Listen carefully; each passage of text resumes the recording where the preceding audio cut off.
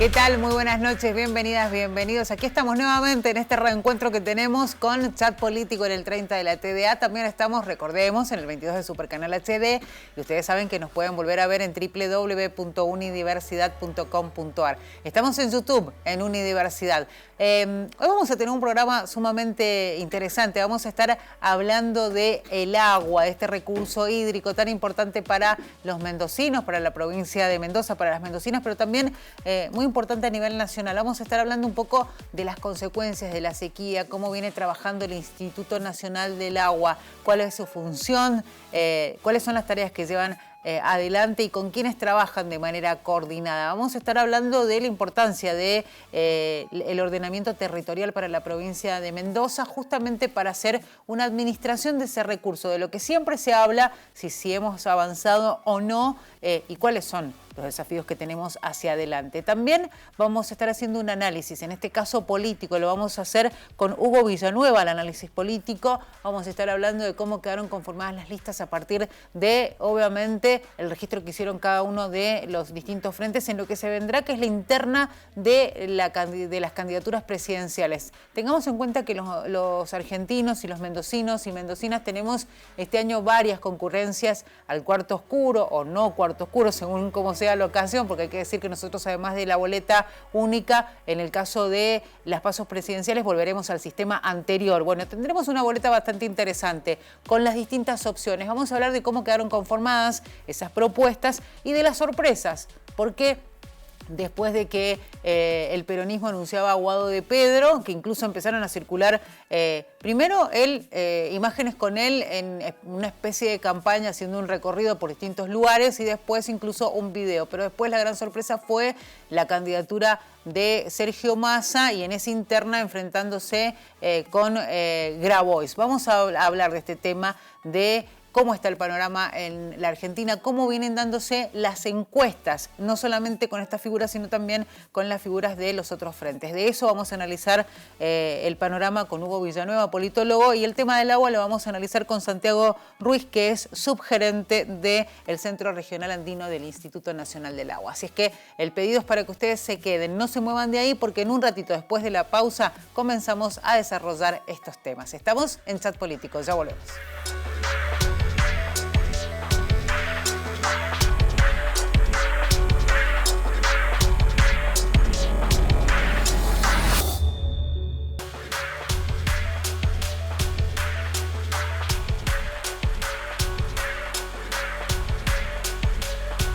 Bueno, aquí estamos. Dijimos que vamos a hablar de temas destacados e importantes, muy importantes para la provincia de Mendoza y nos vamos a meter de lleno ya en ese tema. Les recordamos que estamos en el 30 de la TDA, también en 22 de Supercanal HD y que este programa van a poder verlo nuevamente en www.unidiversidad.com.ar. Se van a la pestaña de Señalú, van a encontrarse con la programación, con Chat Político y pueden volver a verlo. Si no, también la otra opción está a través de Unidiversidad en el canal de YouTube. Vamos a hablar con Santiago Ruiz, que es subgerente del Centro Regional Andino del INA, que es el Instituto Nacional del Agua. Yo estuve corrigiendo acá un poco y no me entiendo ni yo la letra. ¿Cómo le va, Santiago? Hola, Claudia. Gracias por la invitación. Bueno, bienvenido y gracias por poder darnos esta posibilidad de conocer un poquito más de la tarea que lleva adelante el INA. Quiero que empecemos por ahí como para que la gente tenga idea de qué es lo que hace el INA.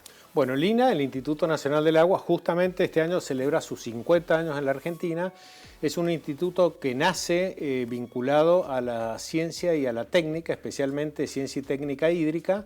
Y hoy somos nosotros un organismo científico-técnico asesor del Ministerio de Obras Públicas de la Nación, sobre todo para el tema de obras hidráulicas, infraestructura, pero hoy en día otra serie de estudios donde se hace el análisis del uso integral del agua y en eso brindamos servicios técnicos y asistimos a provincias, a municipios y al mismo Estado Nacional en diferentes obras de infraestructura que tienen que ver con el agua.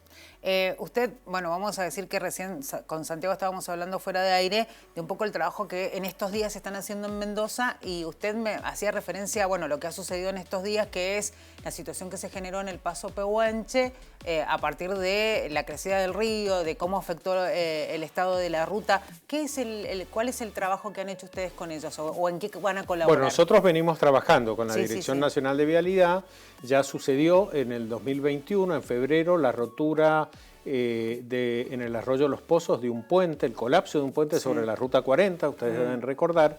Ahí el Instituto Nacional del Agua asistió a la Dirección Nacional de Vialidad en hacer un estudio de las tormentas de diseño y medir los niveles y caudales la verdad que fue una especie de lluvia y de aluvión extraordinario el que se dio, y lo que estamos haciendo ahora, precisamente en estos días y a partir de estas situaciones que están pasando, es firmar un convenio de asistencia técnica para precisamente diseñar un sistema de alerta temprana que pueda detectar los niveles de crecimiento de los ríos y de riesgo aluvional que pueden haber en los diferentes cruces, no solo de la Ruta 40, sino en general de nuestras rutas nacionales aquí en la provincia.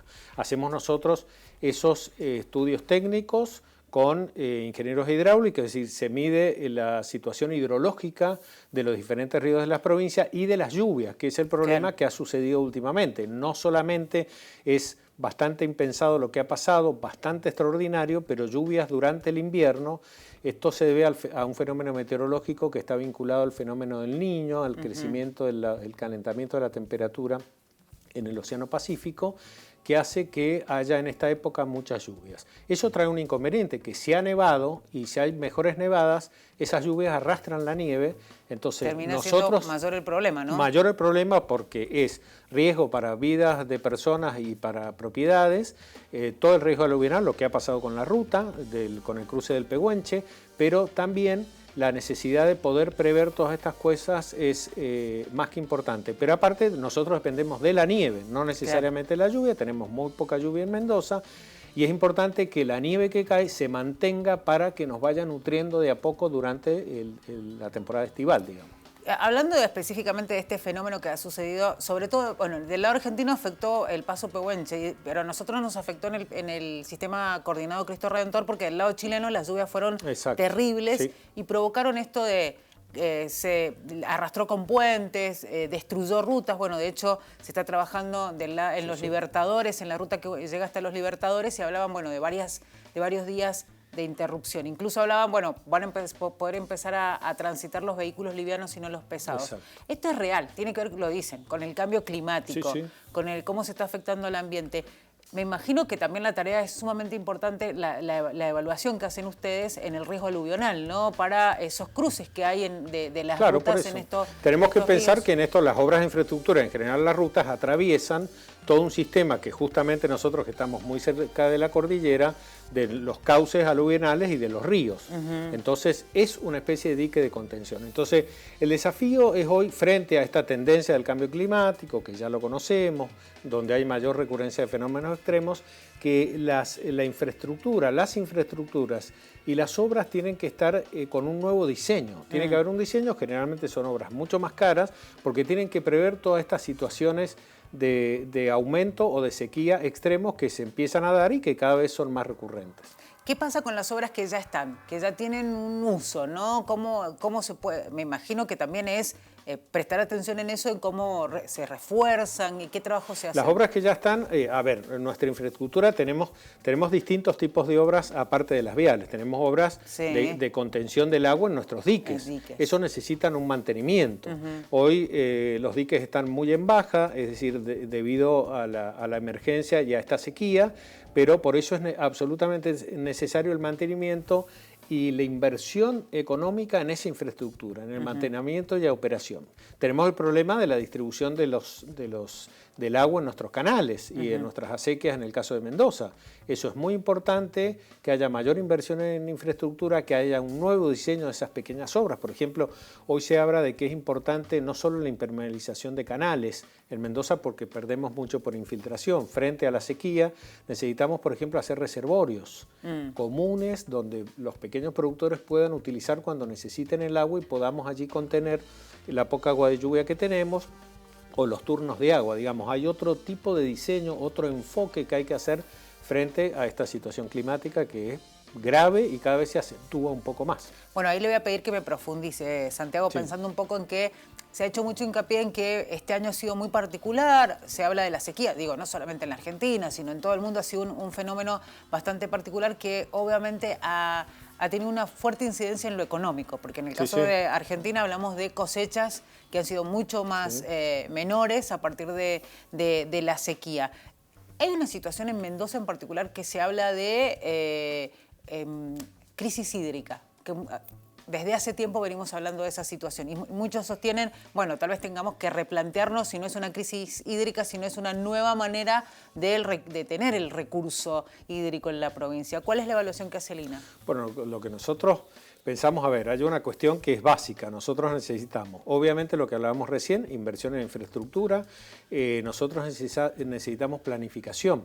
Frente a esta situación y a los pronósticos de la nieve que nos cae, de los pronósticos de escurrimiento que hace todos los años el Departamento General de Irrigación, necesitamos la previsión y la planificación. Para eso es importante planificar la gestión y después la toma de decisiones, que es frente a estos fenómenos, cómo nos adaptamos, ¿no? Y en la adaptación tiene mucho que ver la cuestión del uso eficiente, ¿no? Sí. Porque necesitamos inversión y obras por un lado, pero necesitamos la conciencia en la población del uso eficiente, así como en el consumo del agua potable, también en la agricultura.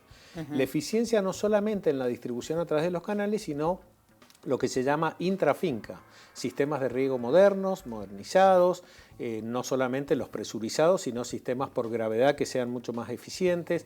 Hay una obligación y un control que tiene que haber sobre esta eficiencia porque tenemos menos agua y hay que aprovecharla mejor. Claro, sin duda es como la tarea pendiente que tenemos, porque los mendocinos seguimos hablando de crisis hídrica cuando en realidad tenemos que, me imagino yo, replantearnos el tema a partir de ahora, tomar otras medidas. Sí, digo, en más de una oportunidad, y ya hablando un poco de esta conciencia que dice usted del día a día, esto de cuántas veces se ha hablado de medidores de agua en los domicilios para empezar a que la gente tenga conciencia de que si gastás, lo pagás y de esa manera que entendamos que ese recurso lo tenemos que darle el valor que tiene, ¿no? Además con números que tiene la Argentina de consumo de agua que son absolutamente récord. Sí, totalmente fuera de lo que estipula la Organización Mundial de la Salud o lo que recomienda, ¿no? Nosotros estamos muy por encima, el doble o el triple del consumo de habitante por día en litros. Eso es importante los medidores, es importante lo que se llama la micromedición, pero también el sistema de distribución y de eficiencia en la red. Claro. Y en la inversión en el mantenimiento de operación de la red. Y ahí hay fallas, ¿no? Sí, por supuesto. Y hay falta de planificación a veces, hay falta de gestión. Mendoza lo que sí puede hacer frente a esto porque tiene un marco legal e institucional muy fuerte y de muchos años, de más de 120 años de historia. Es la primera provincia que tiene la Ley General de Aguas que regula toda esta cuestión al estilo muy moderno. Necesitamos obviamente la actualización de esa legislación y demás, pero Mendoza tiene sus instituciones que hace que con el poco oasis cultivado que nosotros tenemos 4 o 5% de todo el territorio irrigado o con agua. El resto es zona árida, entonces Mendoza se ha debido al trabajo y al aprovechamiento del agua. Y en lo institucional, no solo lo legal, sino que las instituciones que tiene Mendoza y que están en su constitución, como es el Departamento General de Irrigación como ente administrador, y sobre todo los usuarios a través de los organismos o comunidades de regantes, que en Mendoza se llaman las inspecciones de cauce, que administran el agua en la red secundaria. Y son los propios usuarios organizados, con una vida democrática muy fluida desde hace muchísimos años, que sancionan su propio presupuesto y administran su propia red. La red de riego en Mendoza y distribución del agua hay que pensarla como una especie de sistema circulatorio del cuerpo humano. Claro. Donde vamos desde el corazón o desde los grandes embalses y arterias o los grandes canales, a semejanza, hasta la última compuerta del último regante. Y este sistema, que se conserva hasta hoy en día, puede ser eficiente y lo ha sido durante muchos años en manos también de los propios productores. Este sistema, que es tomado del sistema español, que a su vez tiene una herencia del pueblo huarpe, dominado por los incas, que eran especialistas en la ingeniería hidráulica, tenemos nosotros esa herencia y por eso el desafío es más importante. Tenemos esa solidez del sistema legal institucional. Usted como una autoridad del INA, ¿no? Desde el lugar que ocupa, digo, y esto en referencia a la importancia y a ese análisis que hacen constantemente de este recurso tan importante que es el agua. Y teniendo en cuenta que nosotros los mendocinos somos como muy nostálgicos, ¿no? Más de una oportunidad uno ha escuchado decir que extraña el agua corriendo en las acequias, ¿no? Eso que es un paisaje para nuestra vista, ¿es algo de lo que nos vamos a tener que olvidar los mendocinos? Digo, pensando en eso que tenemos que cuidar tanto el recurso. No, no es algo que nos tenemos que olvidar, pero sí va a variar con el tiempo porque nosotros necesitamos, obviamente, precisamente convertir muchos canales que están hoy a cielo abierto en obras de entubamiento para evitar no solamente la protección respecto de la evaporación o la infiltración, sino también el tema de la basura urbana, que es todo otro tema respecto al impacto que tiene en el recurso hídrico y en el sistema de distribución. Entonces, obviamente, este diseño de las nuevas obras de distribución hídrica probablemente con el tiempo sí tenga que variar necesariamente. Hemos tenido en otras oportunidades la posibilidad nosotros acá en el canal de hablar o hacer informes relacionados con los humedales. ¿Qué pasa con los humedales en Mendoza? Porque también es real que hay lugares donde antiguamente o hasta hace poco había lagunas que hoy se han perdido y mucho se habla del crecimiento de la zona urbana, que esto ha generado una influencia importante, y también habla de que no se ha gestionado como para que esos humedales puedan subsistir. Bueno, ¿Qué hay tanto de culpabilidad en eso? Un poco de todo, como bien lo describís vos, pero precisamente nosotros hoy estamos enfocados. Hay algún financiamiento del Ministerio de Ciencia y Técnica que nos ha llevado a estudiar los humedales del sistema Leyes Tulumaya, que atraviesa Maipú, zonas de Guaymallén y Lavalle, donde habían lagunas que a lo mejor en su origen fueron o nacieron artificiales, pero que pasaron a ser naturales por la biodiversidad y que hoy se han secado, ¿no? Sí. Un poco de todo, un poco tiene que ver con este sistema de emergencia, pero otro poco por la falta de cuidado. Por eso hay algún proyecto ahí en la legislatura que está bastante demorado respecto a la protección de los humedales que pueda tener Mendoza. Mendoza tiene varios humedales, como la laguna de Guanacache, como en el sur, en Malargüe, la laguna de Yancanelo, que son de protección internacional, están dentro de una convención internacional, que es la Convención Ramsar de Protección Internacional. Necesitamos que todos estos otros humedales más pequeños también tengan su legislación, su normativa y su protección, porque no solamente el agua es para el uso, los usos productivos como puede ser la agricultura, la industria y demás, sino que sabemos que la protección de la biodiversidad es muy importante y es otro uso tan o más importante que el resto. ¿Cómo se logra el control, digo, de esos recursos en áreas naturales que también están alejadas? Por ejemplo, usted mencionaba la laguna de Yancanelo, es más de una oportunidad, que está en los medios, nos hacen llegar o uno se entera de que la laguna se ha ido disminuyendo en la superficie y realmente no se sabe mucho del tema. Entonces uno siente que esa lejanía hace que de pronto no exista ese control, ni tampoco la exigencia por parte de la ciudadanía para que realmente se proteja. ¿Qué es lo que se puede hacer? Bueno, hay una cuestión que es de conciencia de la participación ciudadana. Hoy tenemos un marco legal y tenemos una convención internacional que es la del Acuerdo de Escazú, que firma la Argentina en el 2018, donde tenemos que garantizar el acceso a la información ambiental, a la participación en las decisiones ambientales y a la justicia ambiental. Tenemos estas tres herramientas que son fundamentales y que el Estado debe garantizar, poder acceder a esta información que vos decías que a veces no tenemos y poder participar de las decisiones. Eso es fundamental también ahí el rol del Estado. Pero por suerte Mendoza tiene un sistema de áreas naturales protegidas bastante sólido, de muchos años. Ha creado, en Mendoza no hay parques nacionales, son áreas protegidas provinciales, pero Mendoza ha sido, yo diría, bastante eficiente en la creación de estas áreas y en su protección. Y de hecho de ahí surge el cuerpo de guardaparques con una ley inclusive de áreas naturales protegidas que tiene Mendoza, que es un poco los que controlan el uso de estas áreas naturales, ¿no? Pero por supuesto, en lo que se refiere a humedales, hay una emergencia bastante extrema que hay que cuidar y que hay que atender, por supuesto. Bueno, le decimos a ustedes que están ahí del otro lado que hablamos con Santiago Ruiz, que es subgerente del Centro Regional Andino del Instituto Nacional del Agua. Vamos a ir a una pausa y vamos a seguir hablando de este tema que es sumamente importante. Estamos en el 30 de la TDA, estamos en redes, en Twitter, en Facebook e Instagram.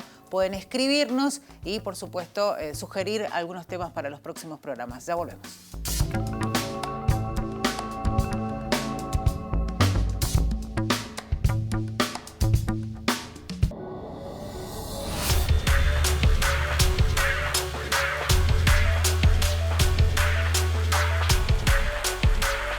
Estamos en Chat Político aquí en el 30 de la TDA. Seguimos hablando con Santiago Ruiz, que es subgerente del Centro Regional Andino del INA. El tiempo nos corre, tenemos varias preguntas para hacerle, pero sin duda, cuando hablamos del tema agua, teniendo en cuenta dónde estamos, yo le quería hacer algunas preguntas a nivel nacional, pero vamos a priorizar Mendoza. ¿Qué tan importante es el ordenamiento territorial para el uso del agua? Para, digamos, esa administración de la que siempre se habla del recurso hídrico, que no logramos, evidentemente. Sí. Hoy es fundamental, no solo porque es un desafío, es decir, en materia de gestión del agua se habla de la gestión integrada de los recursos hídricos, y gestión integrada implica manejar el agua con relación también al suelo, al aire, al resto de los recursos naturales. Y en esto la ocupación del territorio es fundamental, es decir, lo que se llama hoy el ordenamiento ambiental del territorio. Sin ir más lejos, Mendoza tiene una muy moderna ley de ordenamiento territorial y usos del suelo que lamentablemente creemos que se aplica poco, que diseñó o estableció la obligación de hacer un plan de ordenamiento territorial provincial y después que los municipios se adecuaran con planes municipales. El tema que eso a veces uno no ve que la aplicación sea concreta en la planificación y en la gestión del territorio. Entonces tenemos muchos inconvenientes. La ley ordena, por ejemplo, una sola cosa, que es que el territorio se debe ordenar conforme la determinación del balance hídrico de las cuencas, es decir, la ocupación del territorio, por ejemplo, el crecimiento de la mancha urbana, los nuevos barrios, tiene que estar adecuado a donde podamos tener agua o donde podamos ser eficientes con el agua. Para eso tenemos que tener determinado cuál es el balance hídrico de una cuenca. ¿Qué quiere decir el balance? ¿Cuál es la oferta que tenemos en la naturaleza y cuál es la demanda de los usos? Eso lo ordena la Constitución de Mendoza en 1916 y todavía no, si bien hay resoluciones administrativas, no hay una aprobación de la legislatura de ese balance para poder determinar hacia dónde debe crecer Mendoza y cómo debe crecer Mendoza. Porque el tema es que hacemos nuevos barrios y después hay que ir con los servicios. Y ahí es donde tenemos el problema, ¿no? Entonces ese crecimiento desordenado. Tenemos los instrumentos, pero a veces nos falla en la aplicación, en la gestión. Pero es fundamental el ordenamiento del territorio teniendo en cuenta el tema del uso eficiente del agua.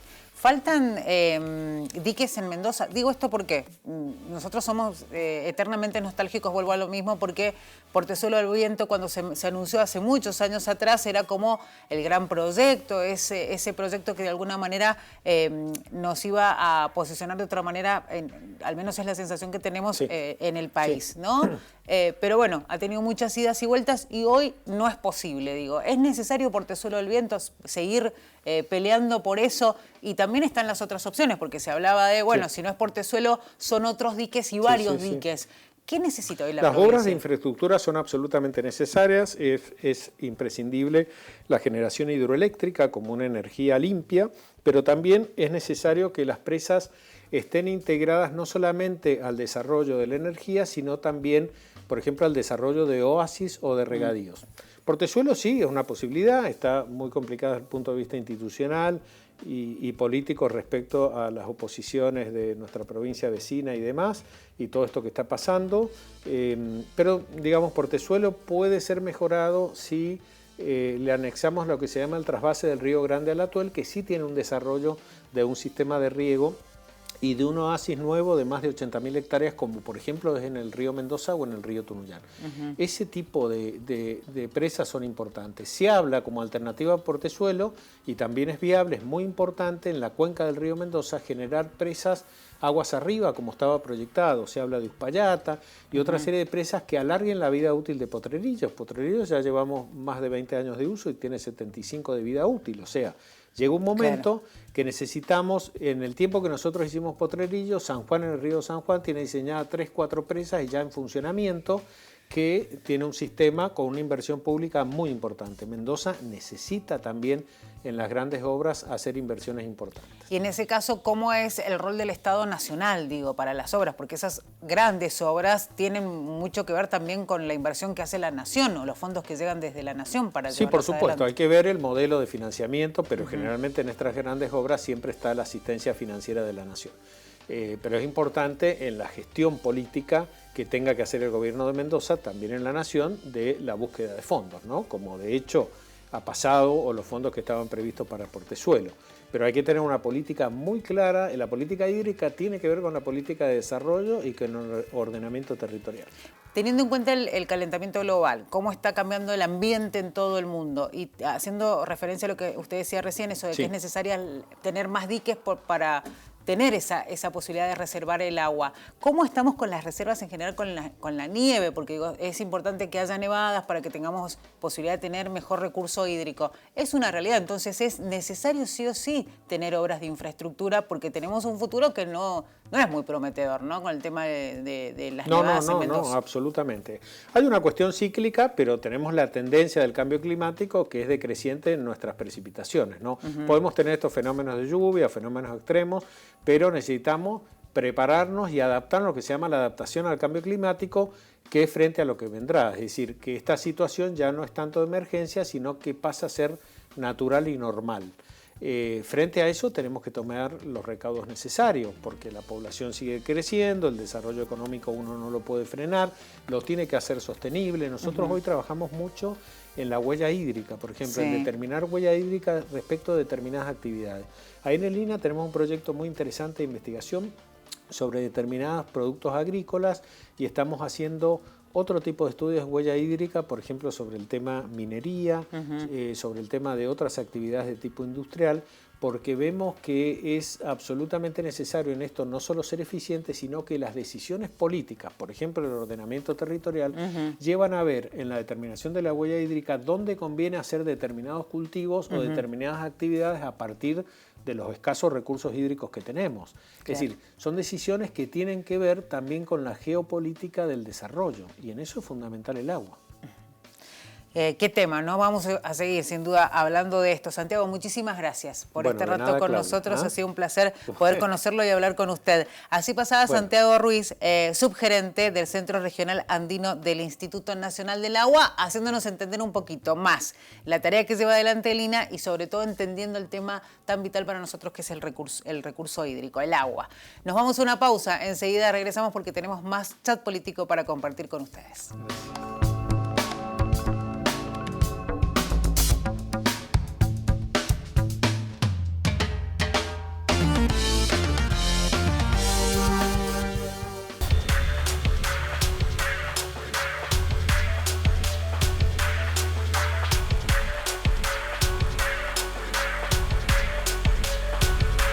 Bueno, aquí estamos nuevamente en Chat Político. Dijimos que íbamos a estar hablando de... Bueno, es un año electoral, es inevitable hablar de cómo se van conformando los distintos frentes, cómo se arman las internas, cómo aparecen y desaparecen figuras. Lo vamos a hacer con Hugo Villanueva, que es politólogo y que está aquí con nosotros en el estudio. Un placer tenerte, Hugo. ¿Cómo estás? Hola, ¿qué tal? ¿Cómo te va? Muy bien. Bueno, estaba mirando el resultado, cómo quedó lo que sería la boleta que nos vamos a encontrar cuando sean las PASO presidenciales.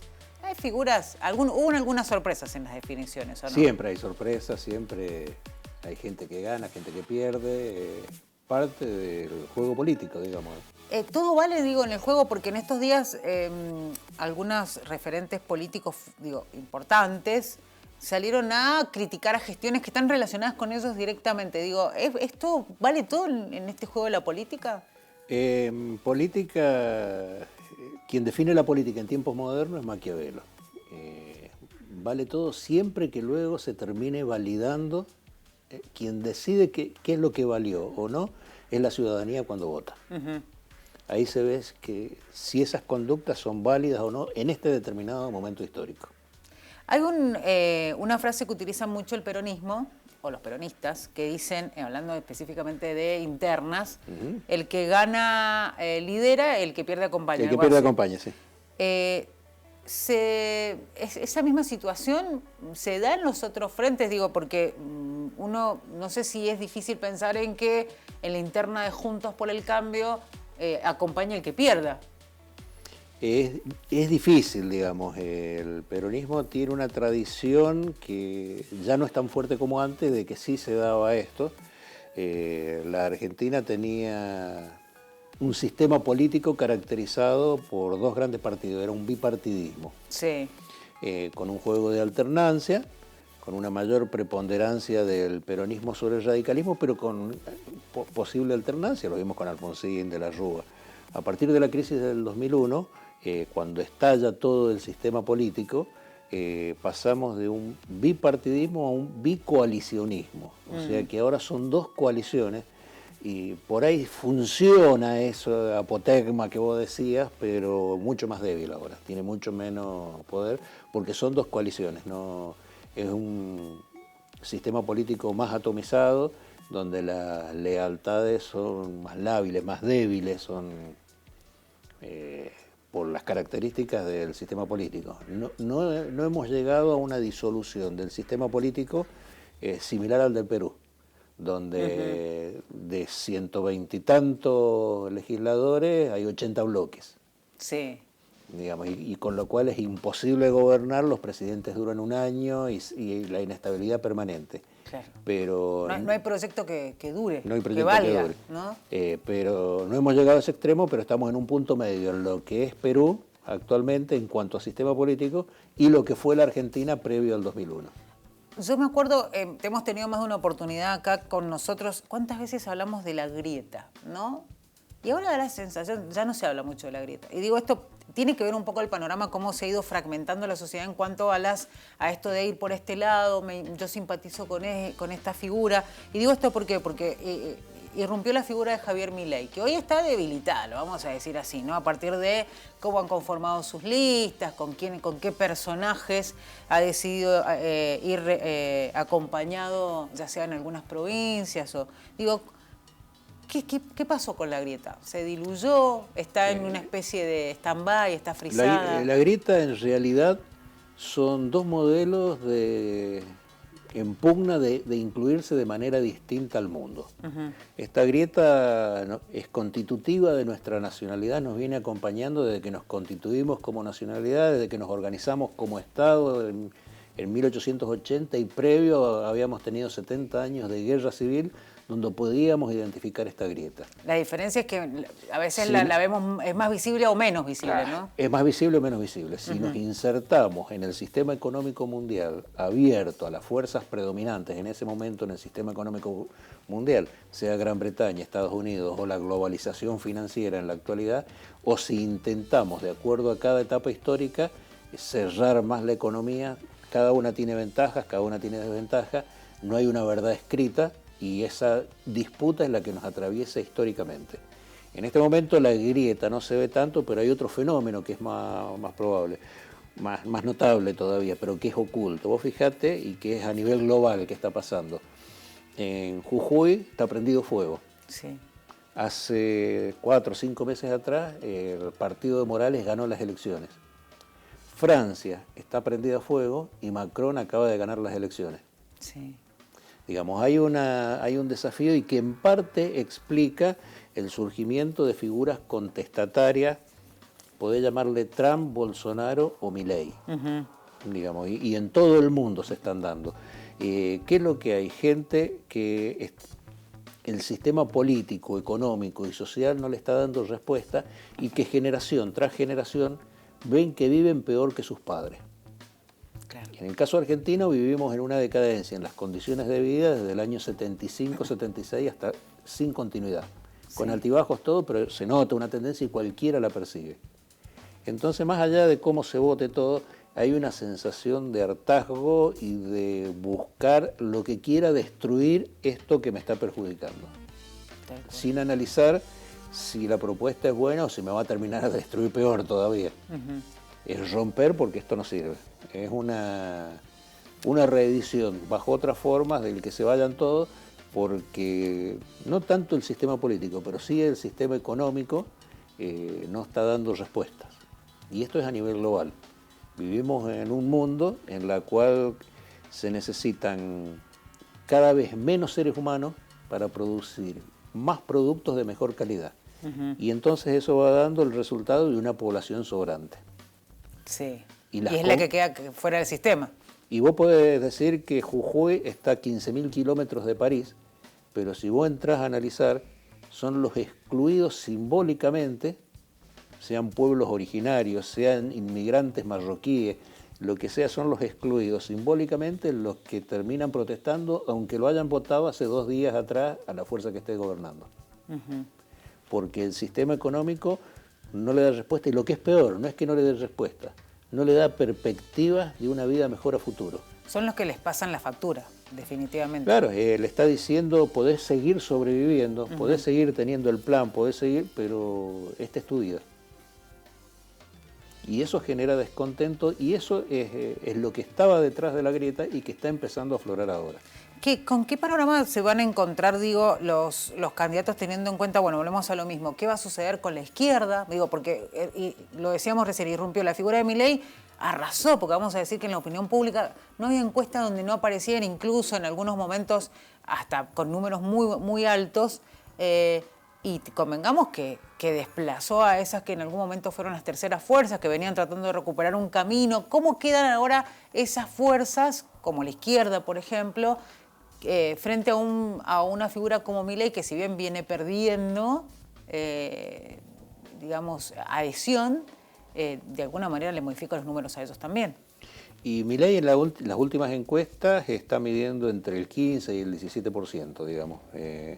Pero una cosa es la encuesta y otro es el momento de la elección. Todas las fuerzas que a nivel nacional, que han tenido elecciones provinciales, que apoyaban a Milei, todas han sido un fracaso. Han estado entre el 0 y el 3%. La única excepción es en Tierra del Fuego, que era una pastora evangélica que tenía un desarrollo territorial propio, digamos, que sacó el 9%, y el sobrino de Menem, Adrián Menem creo que en La Rioja, que sacó el 16%, pero porque es Menem, porque Menem en La Rioja, digamos. Pero en todos los demás lugares que ha habido elecciones, en 8 o 10 provincias, no llevo la cuenta, pero en todas ha sacado entre el 0,01 y el 2%. O sea que hay, y por más que mida Milei, es muy difícil que llegue un candidato sin una estructura de por lo menos el 5% en alguna provincia. ¿Qué pasó en Córdoba? Digo esto porque Juntos por el Cambio estaba convencido que iba a ganar esa elección, que fue hace muy poco, y el resultado fue, incluso de a ratos decían, hay como un empate técnico. Y después la diferencia fue a favor del peronismo, esa diferencia de más de 3 puntos que hubo finalmente. ¿Por qué se dio? Teniendo en cuenta que ellos ya daban por descontado, y los medios de la Argentina hablaban de esa posibilidad. Las encuestas le daban entre un 5 y un 10% arriba. Arriba, sí. Y el resultado fue 3% abajo. Hay varios factores, hay factores culturales. El peronismo de Córdoba es el cordobesismo, tiene una muy fuerte impronta de autonomía, es como si fuera un partido provincial, como si fuera el Movimiento Popular Neuquino, vendría a ser el equivalente surgido desde el peronismo y con una autonomía completa del resto del peronismo. Históricamente ha sido así. Por otro lado, la buena gestión que tuvo Yarlora como intendente. Digamos, eso lo capitalizó, y en toda la provincia salió empatados o perdiendo con juez, y en la zona urbana, digamos, en el Gran Córdoba, es donde saca la diferencia, donde saca 8 o 9 puntos de ventaja. Eso es lo que explica la tradición de ese peronismo tan particular, siempre peleado con el peronismo nacional, inclusive ahora lleva un candidato propio, y va a sacar votos en Córdoba, muy poco en el resto, pero es muy fuerte y eso tracciona, y es muy difícil romper las culturas políticas. Y el otro lado, la gestión de Yarlora. Bueno, Hugo, vamos a ir a una pausa. Vamos a seguir analizando cómo es el panorama electoral, pensando en las PASO presidenciales, que digamos es un tema que no debemos dejar de analizar porque obviamente nos involucra a todos. Será una de las tantas elecciones que vamos a tener este año y por supuesto sumamente importante. Nos vamos a la pausa, enseguida regresamos. Estamos en redes, en Twitter, en Facebook e Instagram. Ustedes saben, Señal UTV en Twitter, en Instagram Unidiversidad y Señal U en Facebook. Ya regresamos.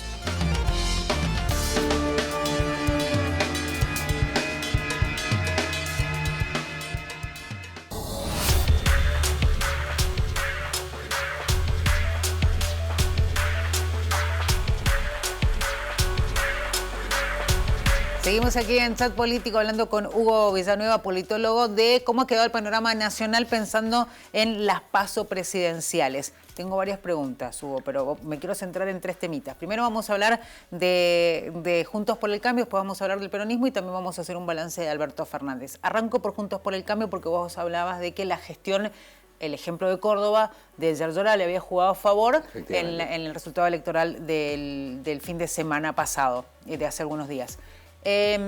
Gestión, digo esto ¿por qué? Porque hay una interna entre Juntos por el Cambio, Patricia Bullrich y Larreta, y muchos dicen, bueno, la gestión es lo que tiene a favor Larreta, ¿sí? De estar al frente del gobierno porteño. Algo que no le ha pasado a Patricia Bullrich, porque si bien ha sido parte de distintos gobiernos, ha estado en otro lado. No ha sido votada, sino que ha sido parte de los equipos.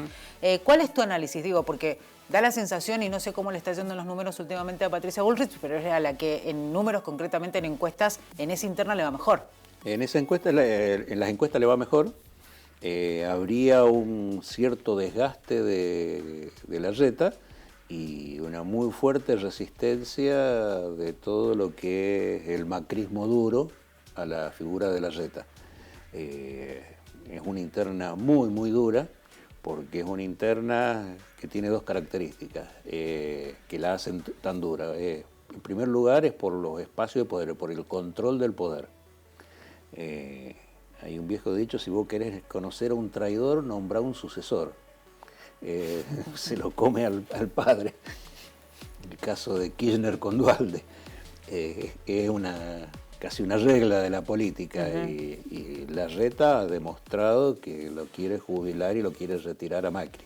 Sí, estos días hizo declaraciones en una radio porteña y incluso, bueno, decían, el modelo de Macri no funcionó. Digo, teniendo en cuenta que es quien básicamente logró catapultarlo en la política con más fuerza. O sea, ese viejo dicho que cualquier militante viejo lo conoce, es real. Es el ejemplo más claro. Es el ejemplo más claro que está pasando en este momento, y eso lo hace dura. Y aparte, ¿y qué pasa hay con diferencias aquel que de método. seguía Larreta por Macri? ¿Qué puede sentir o qué puede pasar con ese voto?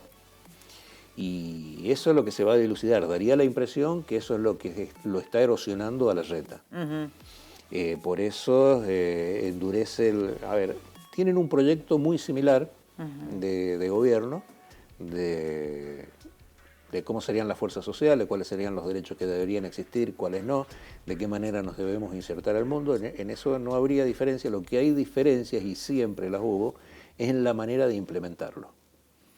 Cuando Larreta habla de un proyecto que tiene que entrar al 70% y elige únicamente de enemigo al kirchnerismo, está diciendo que va a intentar gobernar con... A ver, un ejemplo sería lo que hizo de marcha acá, meter conservadores, radicales, peronistas. Intentaría generar una alianza que le dé gobernabilidad en ese sentido. Claro. Para poder lograr ese proyecto político que necesita. En cambio, lo que dice Patricia Bullrich, esto hay que hacerlo ya, y lo tenemos que hacer nosotros y los que piensen como nosotros. Por eso, esa suerte de alianza no escrita que tiene con Milei. Claro. ¿No? Y entonces, las 2 metodologías, más la cuestión de la toma del poder de la fuerza política, hacen que sea una interna muy dura, y no sé hasta qué punto se profundice. El grado en que se profundice es el que le va a permitir al ganador de esa interna poder captar los votos del otro. Si se profundiza mucho, no lo va a poder captar. Los ojos de los medios, los ojos de los argentinos y argentinas, ¿dónde van a estar puestas en esa interna? ¿En ese frente o en el peronismo? Porque se entiende que, bueno, ya se entiende quién puede llegar a ganar en el peronismo, ¿no? En ambos, digamos. Una apreciación muy personal, que acepto los riesgos de decirle al aire, sí, es que el peronismo con Massa está cerca de 2 cosas. ¿De qué? O de ganar en primera vuelta o perder en el balotaje. Digamos, si miramos las últimas encuestas creíbles, le dan a la suma de Massa más Grabois, le dan casi el 30%. ¿Pero los votantes de Grabois van a votar a Massa? Digo, porque uno ve a Grabois cómo sale a los medios y no lo quiere ni un poquito a Massa, ¿no? Y no los va a unir. No sé si se puede llegar a cumplir esto de los que perdemos acompañamos. En ese caso lo van a acompañar, pero no unidos por el amor, sino por el espanto. En la percepción política de ese conjunto de militantes, digamos, que son dos grandes sectores, la izquierda peronista, kirchnerista, y el peronismo clásico tradicional del 45, son los que van a confluir en el voto de Grabois. Y lo que ven que enfrente no hay un adversario político, ellos lo que ven enfrente está Drácula. Claro. Entonces no los va a unir el amor, lo van a votar por espanto, digamos. ¿Por qué Massa? Digo, después de muchos decían era el candidato que podía llegar a darse, pero ¿por qué muchos lo sentimos como ese amague y hasta manoseo de Guado de Pedro? A ver, en realidad el juego político que se vio fueron de tres actores, que son los tres componentes del difunto Frente de Todos, ahora Unión por la Patria, que son Cristina, Massa y Alberto.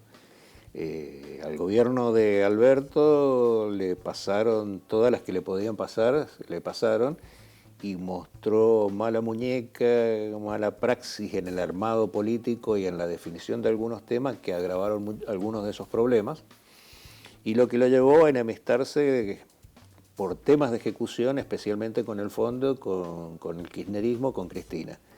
A partir de ahí comienza la caída en cuestión de imagen, y hace 6 meses atrás vos preguntabas a cualquiera y era un trámite la elección para Juntos por el Cambio. Sí. ¿Qué es lo que ha pasado? Lo que ha pasado es todo este proceso de construcción de un candidato que sea fuerte, que permita captar no solo el voto peronista, sino que permita captar el voto del centro, quienes, aunque no lo vean a quien está enfrente como Drácula, que lo vean como una opción no querible. Entonces, el cordobesismo, ese 40% que lo votó, 42, 43% que lo votó a Yar Llora, si no hay una figura como Massa, es probable que votara a Schiaretti para sacar un 3% o un 5%, o que lo votara a Larreta. Claro. Digamos, sería entonces el plan A de Cristina, y por supuesto el de Massa, era Massa. Massa ponía la condición de no tener una interna contra el presidente. Me queda poco tiempo, pero quiero hacerte muchas preguntas. Pienso, Martín Guzmán, inflación, lo sacaron. Massa, más inflación y es el candidato a presidente. ¿No es contradictorio? Bueno, igual Guzmán no sería un candidato, pero digo... Es contradictorio, pero hemos vivido con regímenes de alta inflación, los argentinos. Con inflación hemos vivido siempre. Sí. Excepto el periodo de Menem de la Rúa, que tuvimos casi inflación cero, pero eso implicó la destrucción del aparato productivo. Y está demostrado que se puede gobernar con regímenes de alta inflación, como el que tenemos. Históricamente ha pasado, no de hiperinflación, de alta inflación como el que tenemos. Lo que está por verse es si se puede ganar una elección con un régimen de alta inflación. Para eso, en el último año y medio, sí, la evolución de los salarios no está perdiendo escandalosamente con la inflación. Hay un nivel de consumo y de crecimiento que demuestran lo contrario. Que demuestra lo contrario, que es notable. Está todo lleno, hay alto nivel de consumo, tenemos problemas de exceso de consumo, o sea que habría una economía negra no registrada que estaría supliendo de alguna manera lo registrado. ¿Eso va a permitirle a Massa? No sé, le puede llegar a permitir ¿hasta cuánto? Hasta llegar al 40%. Hoy día la suma de Unión por la Patria le da el 30, sí, 29, 30, y le faltaría un 10 para llegar al 40. La pregunta que hay que hacerse, que nadie la tiene la respuesta, es ver si Juntos por el Cambio, la pelea que tienen no es tan salvaje que les impida llegar al 30. Hugo, ¿Massa es el candidato de Cristina o el candidato del fondo? Digo, porque eso también se dijo en estos últimos días, ¿no? Que era el candidato del fondo. El propio Grabois hacía referencia a eso. Massa es el candidato de Massa. Y ahora el candidato de Unión por la Patria, digamos. era el plan A de Cristina, dada esta situación de derrota anunciada, porque es el que permitía amalgamar distintos sectores de la sociedad que tradicionalmente, aunque lo voten al peronismo, son reacios al peronismo. Sí. El tema siempre ha tenido una fuerte ligazón con los sectores más liberales dentro del peronismo y muchos contactos con el fondo, con la embajada, pero los dirigentes políticos no siempre hacen lo que sus ideologías le mandan. Claro. Históricamente, podremos recordar que Menem era el más izquierdista de los peronistas conservadores. Digamos, el que unía el peronismo conservador tradicional del norte con los movimientos de izquierda dentro del peronismo. El que tenía, de todos los candidatos, era el más extremo, digamos, en ese sentido. Y terminó aplicando lo que fue el menemismo, pero porque por el contexto que había. Era la época del contexto de Washington, la caída del muro, la implosión de la Unión Soviética, la guerra, el ataque de la OTAN a Yugoslavia, a Irak. Los menemistas dicen que no se podía hacer otra cosa. En este contexto, a pesar de la ideología de Massa, el contexto es distinto. Por más amigos que tenga en el fondo, en la embajada, todo, Massa tuvo que ir a China y le acabamos de pagar esta mañana al fondo con yuanes, que es un hecho histórico. Sin duda.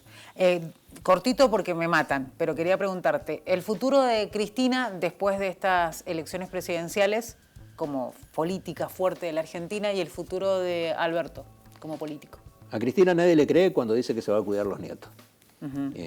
Y cuando uno mira cómo se ha conformado, cómo se va a conformar la legislatura, ha construido un fuerte casi inexpugnable en la provincia de Buenos Aires, que es el 37% del padrón.